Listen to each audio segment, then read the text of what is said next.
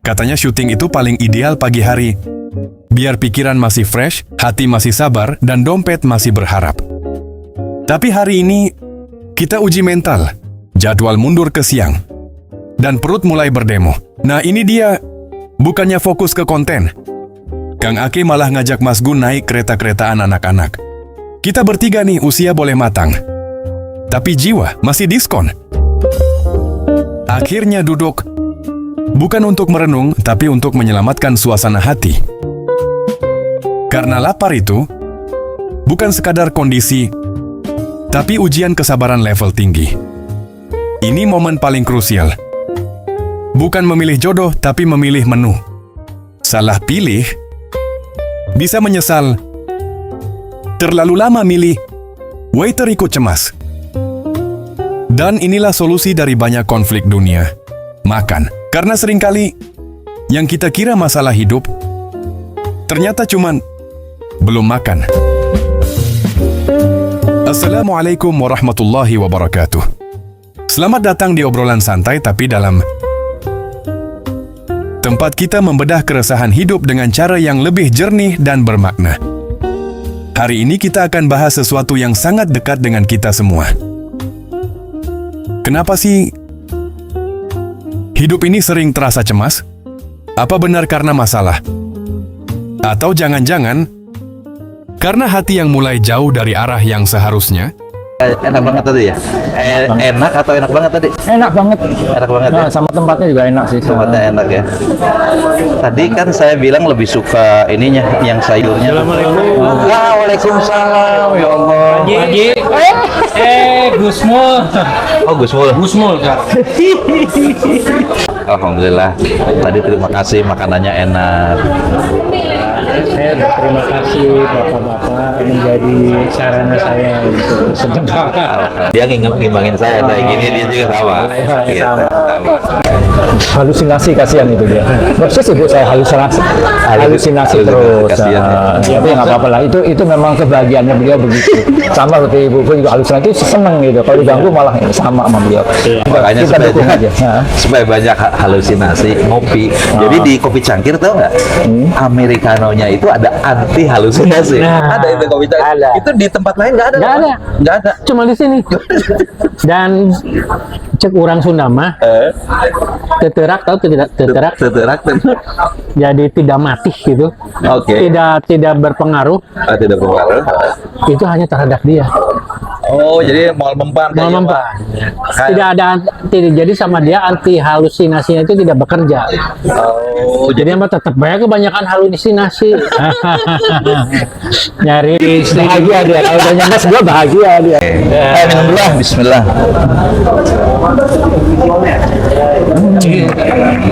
Yep. Cuma jadi penonton doang. Iya. Emang hidup ini jadi penonton, Mas. Ya sekali-kali. Seperti yang Anda sampaikan kemarin-kemarin, marilah kita menonton kehidupan kawan-kawan kita, kehidupan kita. Karena kehidupan ini penuh dengan tipuan. Betul kata Betul. sesuatu yang apa namanya? Memabukkan. Iya. Kehidupan dunia mata ul ghurur. Dunia itu melenakan dan menipu. Makanya jangan dibuat serius gitu. Udah santai aja karena semua sudah ada jalannya. Kayak kita gini, bercanda mulu, jarang serius. Tapi berisi. Jumpa lagi dengan saya Koji, santai ngopi ngaji. Jangan lupa ngopi. Kopinya di kopi cangkir. Ini kopi cangkir rame banget tuh, lihat tuh, meja 1, 2. Kita pesannya udah 2 hari yang lalu ke sini. Jadi udah di reserve. Kalau nggak kebagian tempat duduk di sini. Iya. Penuh semua. Terima kasih Kang sudah di reserve tempatnya di sini. Karena ini tempat yang paling tenang, Pak. Paling tenang ya? Iya, nggak terlewati orang kan? Oh iya, nggak bakal ada. Ini musola belakang ya? Yang jadi dinonaktifkan dulu ke depan sholatnya. Musola dari depan ya. Di sini kelebihannya kopi cangkir banyak musola. Ini tempat musola, di depan musola. Atau di mana lagi? Di tengah musola. Di tengah musola. Tiap lantai ada. Tiap lantai ada musola ya? Ada, kurang apa coba? Inilah salah satu amusement di dunia wal akhirah. Dunianya dapat, akhiratnya dapat. Amin. Oke, Jadi kita udah lama nggak ketemu, kangen banget tuh nggak? Silakan Mbak. Makasih Mbak. Bikinin saya biasa, kangen. Mas Gun tenang nggak sih hari ini? Kayak nggak tenang gitu? Atau justru ingin, tadi kan sudah menenangkan kita. Rumus-rumus ketenangan Menurut Mas Gun apa? menurut Mas Gun apa? Ya jangan dekat-dekat sama dia aja. Oh gitu? Gitu ya? tenang aja. Lagi marahan ya? Enggak, biasa kan tukangnya mes dia gitu kan, jadi nggak tenang gitu, mau apa lagi dia gitu. Seperti antum kalau pulang ke rumah, salah apa lagi? Pengalaman gue dulu. Jadi dalam saat tertentu pulang ke rumah malah nggak tenang ya Mas? Ya itu memang masalah hampir setiap laki-laki begitu. Itu begitu nggak tenang kalau pulang ke rumah. Jadi nggak begitu, saya lebih dari itu. Dan bukan rahasia dong. Itu bin Ustadz itu Ustaz sebenarnya yang lebih parah dia. bisa aja tuh. Ya Allah, saya kadang-kadang point of view-nya Mas Gun itu bikin adem gitu. Bikin adem. Renungannya dia tuh ada aja jam 2 malam, jam 3 malam, Iya. saat saya masih tidur. Iya, dibangunin. Padahal kita lagi dibangun. Iya. Iya, ada Mas Gun. Iya, orang nggak tenang itu kenapa? Dia kan yang sering kita dengar bahwa dia memikirkan hal yang belum terjadi itu kan. Iya kan. Ya udah, kalau memang dia nggak tenang itu ya seperti kalau air keruh gitu ya. Kalau diaduk-aduk kan tambah keruh gitu. Jadi kalau kita punya masalah itu wah dipikirin terus gitu. Oh, itu seperti mengaduk-aduk air keruh itu, banyak mikir itu ya. Ini itu akan tambah keruh gitu. Jadi ya paling ya kalau mau jernih ya harus sabar, tungguin aja gitu kan, lama-lama mengendap ya. Nanti akan ketemu dengan apa yang beningnya itu akan muncul gitu. Nah itu kan sama aja dengan ini kan, ya kita punya masalah gitu, pikirin terus itu, nah, akan ada selesainya gitu loh. Nah itu lama-lama akan jadi racun buat kita. Dari pikiran-pikiran itu akan menjadi penyakit lah ya, entah sakit, ya macam-macam biasanya. Kalau saya sedih sekali ya dengar beberapa rekan gitu dengan masalah-masalahnya dia pikirkan terus gitu. Akhirnya mereka mengeluh itu sakit ginjal, jantung dan lain sebagainya, itu ada ya sampai separah itu. Saya sedih itu. Jadi sudahlah itu nggak usah dipikirkan ya. Jadi ya kita mesti belajar ya nenangin diri ya, karena kadang-kadang masalah itu bukan karena orang lain tapi karena kita sendiri ya. Ya kita harus bisa mengendalikan pikiran kita ya. Nah, ketika ketenangan itu kan muncul kalau kita bisa bisa melepaskan itu semua ya. Terus nggak usah berkeluh kesah ya, terus berpikir bahwa ini semua adalah takdir Allah ya, dan ini udah jalannya ya kalau bahasa manisnya ya jangan basahi mukamu dengan air matamu, tapi basahilah dengan air wudhu. Kemudian kita adukanlah masalah kita kepada Allah gitu. Sudah itu pasrahkan pada dia, dan kita mesti yakin bahwa itulah takdir ya, insya Allah lah Allah akan dengarkan itu, dan insya Allah akan ada ketemu nanti jalan keluarnya. Dan itu saya alami sendiri kok, kita itu saya alami sendiri. Ya nggak usah terlalu banyak mikir ya, kita pasrahkan pada Allah, dan kita yakini bahwa ini jalan Allah yang terbaik buat kita, sehingga kita bisa belajar dari situ. Luar biasa Mas Gun ini. Keren. Makanya keren banget. Enaknya berteman sama ini nih, sama Mas Gun tuh itu enak. Gus Gun sekarang kan. Gus Gun. Gigi dong. Iya, Gigi. Oh Gigi. Cuma gula ya Pak. Jadi ingat sesuatu. Gitu Kang Ake. Yang dia nyatakan itu sebetulnya dia bilang dialami oleh semua orang katanya. Seperti apa Mas Ake, Kang Ake tentang hal itu teh? yang Kang Ato bisa respon dari Saya sih dari tadi, dari mendengarkan Anda berdua dan mensitir dari Anda berdua bahwa yang kita alami itu kan takdir. Ya kan, itu sudah takdirnya. Takdir tuh dalam pikiran kita ada takdir baik dan takdir tidak baik menurut kita, padahal takdir adalah, yang saya baca adalah sebuah keagungan anugerah yang Allah sampaikan kepada kita. Kalau takdirnya baik, tentu nggak ada masalah, kita senang, pasti alhamdulillah. Semua juga suka ya? Suka. Sampai nenek saya juga bisa bangun lagi, itu masalah takdirnya baik sih bisa aja. Gitu ya? Iya, mau coba tak? jangan takut nanti. Kalau takdirnya buruk, yang kita anggap buruk, padahal itu kan takdir itu sebetulnya yang kita anggap buruk, mungkin Allah mentakdirkan itu adalah untuk menyelamatkan akhirat kita. Jadi gitu. semua takdir itu baik sebetulnya. Baik, gak ada yang buruk. Hanya mungkin takdir buruk itu disebutkan oleh kita takdir buruk karena tidak sesuai dengan harapan kita. Ini persoalannya. Tidak sesuai kita, misalnya berdoanya, ya Allah, saya tuh pengen mobil Mercy misalnya gitu, dikasih Honda Bebek dulu kan gitu kan ya.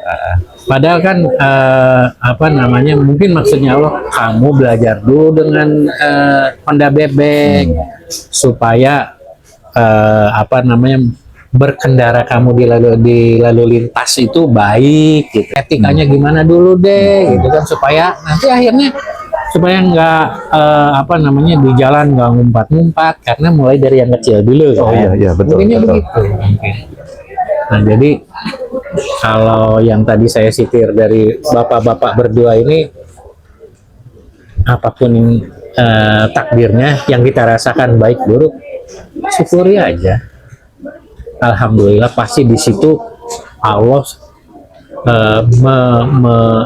mentakdirkan, memberikan takdir kita itu pasti itu baik. Tidak ada yang buruk. Cuman hati kita yang melawan. Kurang mada hayana pemajikan teh gitu kan. Kayak Pengen pemajikan yang sempurna. Iya, kudu gini kudu gitunya. Tatum Onel gitu kan, pengennya begitu. Dapatnya Tarmija, Iwan Fals gitu kan. Ya, gitu barangkali Pak Ya. S. Saya malah dari umpan feeding yang dari Mas Gun, dari Kak Atul, kalau tadi kan kalau menemuin masalah itu ibarat air keruh yang itu biasanya terpukau, sedih dan seterusnya. Kata antum tadi mendapatkan takdir yang tidak sesuai harapan, padahal takdir teh baik. Itu aja dulu. Kalau kita bisa menyikapi itu, maka selamatlah kita dapat solusi. Yang paling mengerikan adalah tatkala tadi takdir buruk quote unquote, lalu tadi air mata, bersimbah air mata karena tadi ngaduk-ngaduk masalah, tidak menemukan substansinya. Itu yang berat. Yang lebih parah lagi adalah kemudian mereka larinya pada jalan yang kurang tepat. Misalkan, ya maaf, ke dukun. Itu kan jalan simpel. Dia, setan itu kata Allah, menghiasi amal-amal kalian dengan janji-janji yang kosong, padahal dia sedang menipu kamu. Allah sudah bilang begitu. Allah katakan begini, perlu dalam setiap tadi yang antum bilang, kita kalau untuk mendapatkan persepsi takdir yang lurus, lalu tidak keruh dalam kehidupan memperoleh ketenangan, itu adalah dengan meluruskan akidah kita. A'udzubillahi minasyaitonirrajim. Walaqad uhiya ilaika wa ilal ladzina min qablik la in asyrakta la yahbatanna 'amaluk. Sungguh telah diwahyukan kepadamu Muhammad dan kepada orang yang sebelum kamu, kepada nabi-nabi sebelum Rasulullah, jika kamu berbuat syirik pasti amalmu akan gugur. Bayangin, rumah tangga sudah dibangun sekian lama, misalkan dalam rumah tanggaan, amal sudah banyak. Silakan. Terima kasih Ismi. Ya, Ismi. Amalan sudah banyak dalam rumah tanggaan, sholat sudah dirawat, hanya karena syirik. amal semua hancur, Mas. Ini yang paling mengerikan. Dan inilah pentingnya kita memberikan suatu norma-norma agama. Akidah bukan hanya ditetapkan dalam urusan ibadah mahdoh saja, termasuk dalam urusan hayatud dunia, kehidupan keduniaan kita, termasuk dalam dalam ibadah, apalagi itu mah ibadah mahdoh, sholat, zakat, saum, puasa gitu tuh. Karena tadi saya baru datang, Mas Gun udah ditunjukin nama Kang Ake tentang video orang yang foto-foto gitu tuh. Gimana sih ceritanya tuh, yang foto-foto di mana sih itu tuh? Ya, di Di satu suatu daerah. tempat. Gimana tuh ceritanya? Yang di satu daerah memang di situ pencapaiannya agak susah lah gitu kan. Ada handicap yang memang susah. Orang banyak yang terjebak, banyak yang mengalami kesusahan di situ. Kelok-kelok gitu maksudnya, tanjakan kudunan. Ngeloknya tuh hampir 180 derajat gitu kan, hampir gitu kayak. Sambil menanjak, untuk mobil-mobil besar susah. Ini ada sekelompok orang yang tiba-tiba berhenti di situ karena satu rombongan gitu, dan foto di situ sehingga menghalangi, merugikan orang lain lah, menghalangi lalu lintas. Oh, jadi mobil-mobil di belakangnya berhenti Jadi dong? berhenti lah. Karena dia posisinya di tengah dan menghalangi jalan ya? Iya, mau berfoto-foto. Orang tidak berani karena ya entahlah apalah gitu. Saya tidak berani cerita. Pejabat bukan? Maybe. Maybe pakai for rider ya? Nah, Oh iya dong. jadi kan orang tidak berani. Padahal kan jangankan yang begitu, kalau mereka sadar gitu. Supir angkot aja nanti dihisap, kenapa ngalangin, berhenti sembarangan ngalangin, di belakang jadi macet. Itu saya pernah dengar dari ceramahnya Agim. Bapak angkot, jangan disangka kamu menghalangi itu tidak dihisap nanti. Ngeri ya? Ngeri ya tuh. Ya sudah, kita hidup baik aja lah. Kayak Mas Gun marah-marah saya mah alhamdulillah. Oh, dia suka dimarah-marahin? Jangan, Mas. Kenapa orang Itu takdirnya dia, saya marahin. Anggap yang terbaik. Oh, banyak pinter. Bener. tapi saya juga menganggapnya itu berarti saya sedang diarahkan kemana gitu. Saya kalau menganggapnya itu takdir buruk, segini dong. Oh, iya. Udah terima aja, alhamdulillah. Kan begitu. Makin soleh. Iya, lagi diuji dia memang. Lagi diuji. Iya. Ujiannya lewat sini ya? Iya. Tapi nanti entenya berdosa, Bu. Marah-marahin dia. Ya nggak apa-apa. Saya udah takdir saya untuk marahin dia kan? iya, dia lagi ditempeli lah gitu lah. Ditempelin jin. Ya itu kan betul ya, orang kadang-kadang berbuat dosa tuh nggak terasa ya Mas Gun ya. Kayak tadi kan supir angkot, terus ibu-ibu bapak-bapak, ya maklum pejabat, dia foto-foto, atau kadang-kadang kemarin di Jakarta tuh masih aja rider, orang suruh pada minggir, dia selamat sendiri aja mentang-mentang pejabat. Itu kan, itu menurut Agim nanti bakal dihisab itu ya. Betul juga itu. Betul itu. Betul. Saya setuju itu pernyataan itu. Alhamdulillah. Jadi apa ya? Itulah kayaknya Mas Gun. Tadi saya terkesan dengan pernyataan Mas Gun, kalau kita ada masalah daripada kita bersimbah air mata, udah berwudu, basahi wudu, sholat, banyak komunikasi dengan Allah, adukan semua persoalan itu kepada Allah. Karena itu kan adalah bentuk dari ekspresi orang yang ikhlas tuh. Apa ikhlas? Di antaranya dia menghadapkan semua kejadian ini tadi yang seperti Kang Ake bilang, ini sebuah kebaikan walaupun tidak cocok dengan hati gitu, berupa kesedihan, ujian, tadi dimarahin katanya sama Mas Gun. Karena kalau kita bisa meresponnya secara benar, Allah katakan di situ, Rasulullah katakan di sini, innallaha la yuqbalu minal amali illa ma kana lahu khalisan. Allah tidak akan menerima amal kecuali yang ikhlas karenanya. Ikhlas, reaksi kita adalah respon-respon keikhlasan. Tentu kan ikhlas kan bisa terukur, kan ada ukurannya. Bukan ikhlas semacam sebuah nomenklatur atau diksi, bukan. Tapi ikhlas yang betul-betul dia merespon sesuai dengan dalil, sesuai dengan hujjah. Yang pertama tadi kita mesti yakin dengan inilah takdir Allah, itu yang terbaik buat kita, seperti tadi dikatakan oleh Mas Ake. Ya, karena kita tidak tahu ujungnya ya. Ujungnya kayak gimana, kita hanya merasakan sekarang kok nggak nyaman gitu kan. Padahal ketidaknyamanan sekarang itu akan membuahkan hasil yang mungkin jauh lebih baik itu di ujung. Tapi kita nggak tahu kan, karena Allah itu maha tahu. Dan keyakinan itu insya Allah kita akan lebih tenang itu, karena semua sudah ditangani oleh Allah. Dan kemudian juga berikutnya adalah kita yakin bahwa semua milik Allah, termasuk hati kita, otak kita, dan lain sebagainya milik Allah ya. Suatu ketika misalnya katakanlah diambil itu, ya udah tenang, ini udah kita dikasih pinjam kok gitu. Nah itu yang membuat salah satu tenang. Misalnya kehilangan sesuatu barang atau apapun juga, atau mungkin suami atau istri kita, bahkan kita, pasangan. iya itu kan milik Allah semua, kan anak kita juga milik Allah gitu kan. Nah itu ya membuat kita tidak tenang, itu ya memikirkan hal-hal yang memang belum terjadi gitu kan. Aduh gimana ya anakku nanti masa depannya bagaimana, sehingga dia menjadi pusing lah urusan sana sini ya kan. Wah itu kan diaduk-aduk itu nggak selesai itu. Hanya udah tenangkan diri gitu kan, yakini bahwa Allah itu pasti menolong kita gitu loh. Ini hanya sebagian ujian buat kita, bahwa kita bisa menerima takdir itu enggak, kita bisa ikhlas enggak menerima itu gitu. Kalau kita udah bisa terima itu semua, insya Allah akan tenang gitu. Ya saya sebagai manusia juga suka kan timbul gitu, aduh gimana ya, ada masalah apa, tapi itu kan sesaat gitu, dan kita cepat kembalikan lagi gitu. Insya Allah ada solusi tapi asal tenang ya. Yakin Mas? Yakin sekali, yakin. Insya Allah yakin sekali. Malah suatu ketika saya apa katakannya, pusing tujuh keliling sana sini ya, yang nggak selesai. Ya memang selesainya harus caranya begitu. Mau tenang, mau pusing kayak apa ya, hasilnya ya pasti itu gitu loh. Ya kenapa kita harus merusak diri sendiri dengan cara itu, dengan pusing-pusing itu, dan biarkan aja.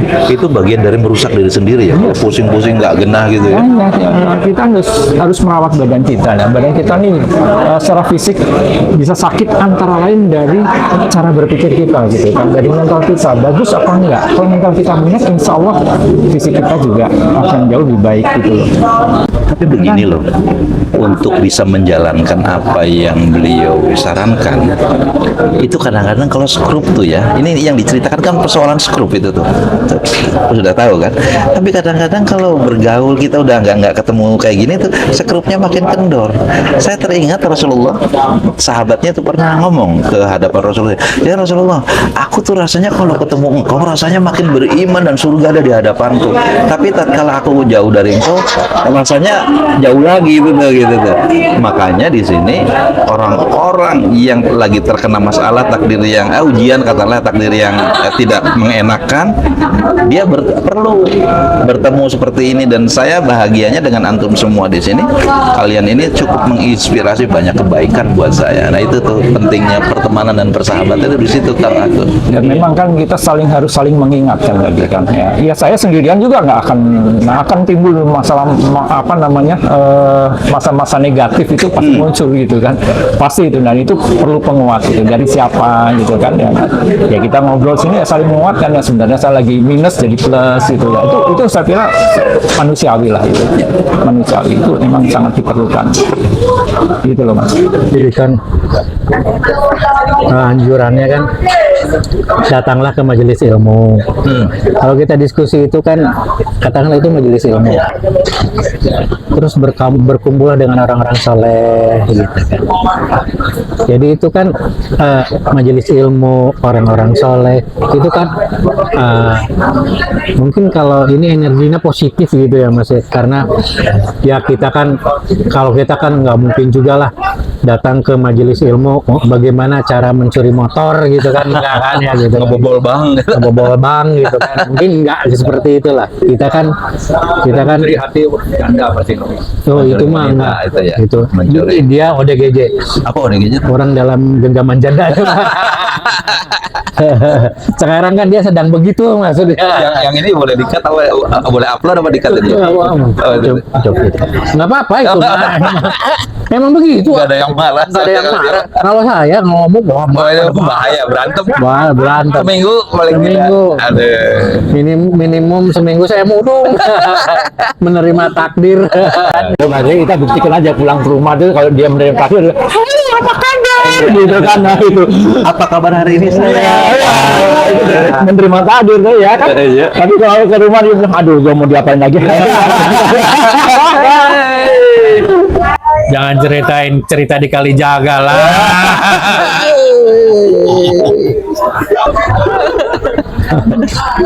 Aduh, alhamdulillah. Saya sih merasanya memang ya kita mungkin sama-sama ya di kehidupan ini bertiga punya masalah masing-masing gitu. Tapi kan ya ini saat-saat kita begini ini diskusi lah. Itu kan saat-saat yang membuat setidaknya menambah aura atau menambah energi positif ke kita kan. Kalau kita ada masalah, beliau bisa menjelaskan dengan dalil-dalilnya kan gitu kan. Kita sementara berdua ini kadang-kadang menceritakan sebenarnya apa yang terjadi gitu kan, bagaimana pendapat orang yang kita jadi diskusikan menjadi sebuah bekal kita untuk hidup ke depan. Jadi ya untuk siapa aja lah gitu kan, carilah ilmu agama gitu kan, karena di situ pasti ada kebaikan dan Allah sudah menjanjikan kebaikan di situ, dan berkumpul dengan orang-orang soleh. Saya bukan ngerasa soleh gitu ya, tapi kan kita sama-sama sedang belajar menuju bagaimana sih pulang dengan enak. Kadang-kadang kan orang kan kalau orang terdekatnya meninggal, wah kehilangan. Padahal mungkin dia tuh kesana tuh menuju kesenangan. Gitu. Dalam satu angle begitu ya. Dalam satu angle-nya di dunia ini kan kita, aduh, kamu ninggalin saya. Padahal dia sini, bodoh amat, gue mah enak. Kan gitu kan. Hidup kan melelahkan. Iya, jadi bagaimana supaya itu kita setelah ya maksudnya pindah garis start lagi kan ke sana jadi yang enak gitu kan. Jadi hidup melelahkan ya, suka. Hidup itu melelahkan. Iya, tadi kan saya suka nulis kan lelah ya. Iya, Suka lelah. begitu kan, capek gitu kan. Saya rasakan betul itu kayak gitu. Ya tapi dia jenuhnya dia kan udah kelihatan mukanya tambah mengkilap. Kok gitu ya? Iya, Apa makanya? kesabaran bos. Udah nggak punya harapan gitu maksudnya. Ngomong aja terus terang juga emang selalu gitu loh. Itu tersembunyi begitu. Ya, dia sendiri yang berpikir, oh kesabaran tuh adalah apa buat dia kesabaran tuh karena ya sudahlah saya udah nggak punya harapan lagi, kan sebetulnya tidak begitu. Coba terapkan dalilnya. Ya bahasanya dia aja. Iya, Bahasanya Mas Gun itu maksudnya supaya dia tuh hoyong di pepende, dia tuh mau dipelukin sama kita mau dilus. Bukan sebenarnya mas, sama itu tuh. Oh, Yang kalau mau yang itu. Mas tunggu ya, saya sudah nyampe panti asuhan nanti saya kabarin. Jakarta. Yang membulah. Jakarta, Tangerang, Bekasi. Oh banyak. Ada berapa sih? Ada Bingung. Wah, aku. wis. Bingung. Ya sih teteh kan kalau zamannya kita saya SMA disebutnya Bokasa ya. Bokasa, no Bokasa. Bokasa sakalempor. Banyak kan dia bilang. Lu sampai lupa pertanyaannya apa sih tadi? Iya. Sabar itu kenapa dia bikin dalilnya menjadi seperti tidak ada harapan, karena sabar itu kan bukan itu. Oh iya. Sabar itu adalah fase-fase di mana orang mengerti bagaimana merespon hidup yang benar. Sabar itu butuh ilmu, dan sabar itu ada ruhnya. Ada ruhnya. Dia berjiwa sabar itu. Makanya ketika dia bisa bersabar, dia tahu kesabarannya itu adalah untuk Allah sabarnya. Moal sabar kalau dia tidak untuk Allah, sabarnya buat apa? Nanti muncul kata-katanya kayak ada sebagian besar lah para wanita kalau ngomong ke saya tuh, para wanita bukan istri saya, bukan Enggak. klien saya tuh, kalau begitu Pak Ustadz perempuan tuh harus selalu kalah terus. Bukan Bu, ibu tidak kalah, justru ibu menang dengan cara mengalah. Coba, nggak ada laki-laki jadi pemenang tuh, perempuan pasti yang menang. Dalam satu hal, anak, berbaktilah pada ibumu dari situ aja udah menang tuh. Iya kan? Pemenang. Ibu kalau sabar itu dapetin segalanya. Sabarlah. Jadi sabar itu ada ruh dari sebuah amal. Amal yang memiliki nyawa, amal yang berjiwa. Makanya Allah katakan dalam Al-Bayyinah ayat 5 itu kan, wa ma umiru illa liya'budullaha mukhlishina lahuddin. Mereka itu tidak diperintahkan, kita ini tidak diperintahkan kecuali untuk beribadah kepada Allah dengan mukhlisin gitu. Agama ini merupakan payung dari semua amal kita di dunia ini dalam berinteraksi. Makanya ketika beliau sabar, katakan aku makin mengkilat. Benar, makin mengkilat. Karena sebetulnya orang yang sudah dalam posisi ridho atas takdir tadi itu nothing tulus, easy going, senyum aja, happy aja, ya sudah. Tadi sudah bilang beliau pasti ada solusinya. Allah yang ngasih maksudnya. Seperti itu. Apalagi dia tahu setiap beramal merespon sikap baik terhadap pasangan, dikritik oleh anak kadang-kadang ya. Saya anaknya udah besar-besar. Kadang-kadang suka mengkritik saya walaupun nggak berani langsung lewat ibunya. Saya tahu saya sedang dikritik, sedang dikoreksi. Tapi kita tahu standingnya kita. Ketika kita melakukan sesuatu, mau dikritik, mau tidak, kita tahu legal posisinya kita. Apa? Karena kita tahu yang nama innama a'malu binniyat. Setiap amal itu berdiri di atas niatnya. Ketika kita meniatkan sesuatu, tadi antum traktir kita makan, kata si itu mah Pak Ake aja dasar lagi cari nama, nyari beken, sok kaya lah segala macam. Orang yang sabar, Kang Aka nggak peduli mau dikatakan apapun, karena beliau tahu ketika beliau lagi traktir kita antum amalnya tuh buat siapa, dia tahu. Jadi nggak pusing diomongin orang juga.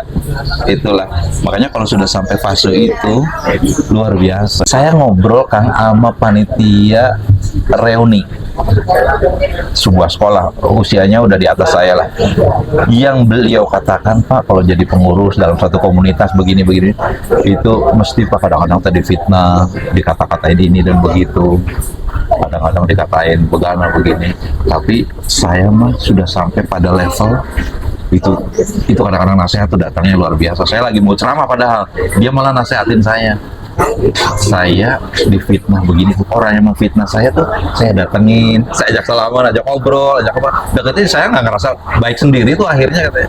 Itu dahsyat tuh. Tidak mudah untuk sampai sikap seperti itu tuh. Saya bilang ibu teh sudah tahu posisi beramal, karena ibu ketika menghadapi apapun ibu mengatakan yang penting mas saya tidak seperti yang dikatakan orang itu. Nah, jadi tuh hal-hal yang begitu kan butuh kita saling menguatkan. Banyak di antara kita lah, banyaklah masyarakat atau orang yang diberi harta. Hartanya banyak melimpah, tapi dia nggak punya akal sehat. Kayak utekna. Tuh utekan. Serumnya. Iya. Lebih baik kita tuh kan tidak banyak harta, tapi kita punya akal sehat. Oh, berarti seperti perintah Allah dong. Apa tuh? Ya. Apakah kamu tidak punya akal? Apakah kamu tidak paham? Apakah kamu tidak punya pikiran? No. Halo mas. Ternyata udah dijemput. Ada yang nyobot ya. Jadi aman. Alhamdulillah. Ya ini, ternyata punya istri yang nantinya pengertian. Kalau bahasa Sundanya apa sih? Sundanya tuh nantinya masagi lah apa bukan? Masagi lah. Istri tenang suka ada istri naon dia mah gitu. Emang enak kalau punya istri yang begitu, yang Campernik naon ya? Campernik. Oke, campernik masagi tuh. Yang lah pokoknya yang itulah istri yang baik lah, yang soleh. Saat suaminya nggak bisa, dia bisa handle urusan yang itu gitu. Enak juga punya pasangan. Nggak pengen dong punya pasangan yang seperti itu? Nggak, dia cari yang enggak. Oh, antum lebih tahu. Tahu dia sering ngobrol bahwa buat dirinya lebih baik mencari. Nggak berani nerusin. Enggak. Kan buat dia lebih baik dia mencari orang yang mau mengurus ibunya. Gitu. Gitu. Saya kan nggak bilang yang mau mengurus ibunya. Dia menghindari takdir tadi. Nah, kalau ngomong gitu takdirnya apa dimarahin sama gue kan gitu. ketawanya ini bulan-bulan loh. Itulah yang tadi dia bilang, pasti ada solusinya. Jadi dibelokin dulu nih sebelum dimarahin.